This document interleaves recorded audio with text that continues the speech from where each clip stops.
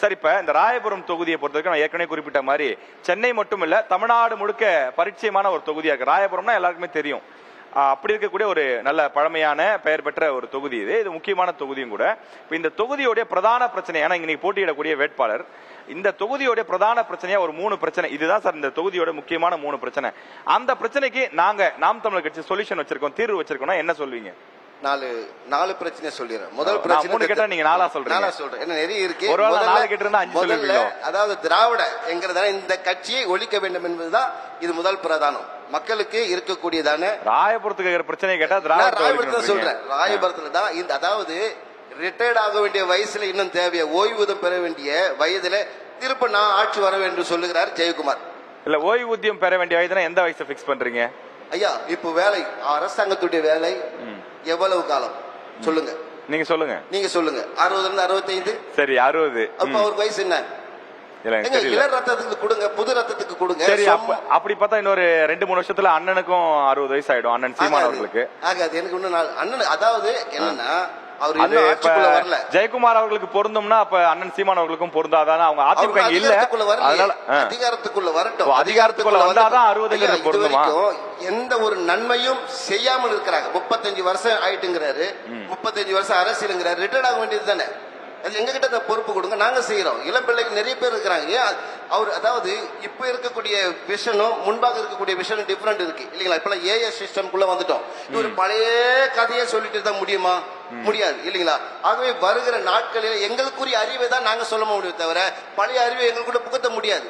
ஆகவே எங்களுக்குள் இருக்கிற புதிய ரத்தத்தை மக்களுக்கு சொல்ல வேண்டும் என்று சொன்னால் அதை நாங்க செய்யறது காட்ட விடுகிறோம். ஆனா எங்களுக்கு வாய்ப்பு தர மாட்டாங்கிறாங்களே. அதனால அது முதல் பிரச்சனை. நீங்க மக்கள் கிட்ட தான் கேட்கணும். ஜெயக்குமார் அவர்களையோ இல்ல மற்ற அரசியல்வாதிகளையோ அந்த பிரச்சனை தான் முதல்ல சொல்ல மக்கள் கிட்ட போறாங்க. மக்கள் அவங்களை வெற்றி பெற வைக்கிறாங்க. இல்ல, மக்கள் வெற்றி பெற வைக்கலங்கயா, இது வெற்றி பெற வைக்குது. என்னது அது? என்ன வாக்குறுதியா? வாக்குறுதி இல்ல, காசுறுதி. இல்ல, இது எப்படி காசு உறுதின்னு சொல்றீங்க? மீண்டும் ஜெயக்குமார் மீட்பும் அது அவரை பத்தின வீடியோ ஏதாவது போட்டு கொடுத்திருப்பாரு. நிச்சயமா பாருங்க. அதாவது சொல்லி கொடுக்கப்பட்டது, நான் ஜெயிச்சா உங்களுக்கு 10,000 ரூபாய் தரேன். அவருடைய பாணியிலே சொல்றேன், நான் ஜெயிச்சா உங்களுக்கு 10,000 ரூபாய் தரமா, வேணா அந்த முக்குக்கு வாங்கமா தரேன். இல்ல இப்ப அது அவங்க கட்சியோட மேனிபெஸ்டோல சொல்லிருக்காங்க.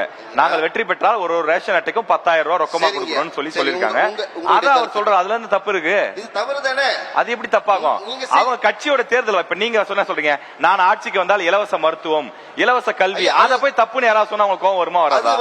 எங்களுக்குள் இருக்குது. எங்களுடைய பணம் கிடையாது, அரசுடைய பணம். ஆனா இது என்ன? இதுதான் இங்க பாருங்க, ஒவ்வொரு குடும்பத்திற்கும் கருணை தொகையாக ரூபாய் 10,000 வழங்கப்படும். அதுதான் சொல்றாங்க.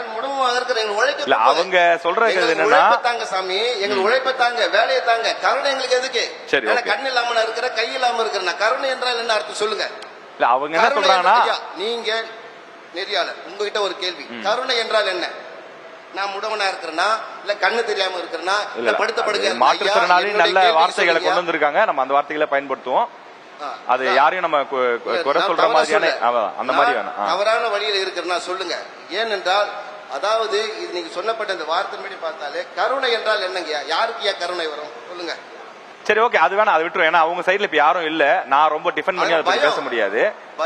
அவங்க வேற வேலைகள், முக்கியமான வேலைகளுக்கு வேற ஒரு நேரத்துல பேசுறேன்னு சொல்லிருக்காங்க. தேர்தல் பயணம் என்று சொன்னா எல்லாரும் வரணும். 3 பேரை வச்சு பேசினாதான் வார்த்தைகள்.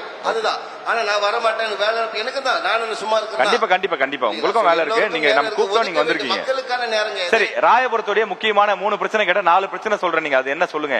என்ன பிரச்சனை, அதுக்கு என்ன தீர்வு? திராவிடத்தில் ஒழிக்க வேண்டும், தமிழ் தேசியம் வளர வேண்டும். இது முக்கிய பிரதான ஒரு பிரச்சனை இந்த இடத்துல.